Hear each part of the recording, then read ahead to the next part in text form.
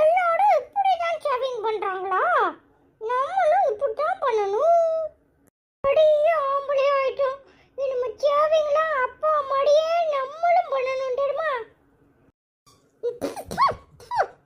பியாசின உடனே அப்படியே வாய்க்குள்ள போயிட்டு சே ஆடுன்னு போய் ஓடறதுக்கு முன்னாடி நம்ம ஷேவிங் பண்ணி அப்படியே நீட்டா வெளியே போயிடணும். பார்த்தா தொலைச்சு விடுவோம் நம்மள. சே கண்ணாடியில பார்க்கும்போது ஷேவ் பண்ண உடனே எம்பூட்டு அழகா இருக்கும். அப்படியே வள வளன்னு கண்ணம்லாம் சூப்பரா இருக்கே. சரி சரி ஒரு கடி வச்சுட்டு போயிடுவோம். அப்பா பார்த்துச்சு அம்புடுதான். அடப்பாவி, என்னடா இது?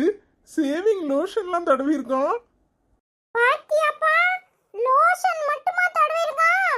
உன் சேவிங் பிளேட எடுத்து ஐயா சேவ் பண்ணிட்டு இருந்தாரு. அததான் உனக்கு நானு போட்டோ எடுத்து வாட்ஸ்அப்ல அனுப்பி விட்டுட்டேன். எப்படி ஊம குசும்பு வேலை பார்க்கறான் பாத்தியா?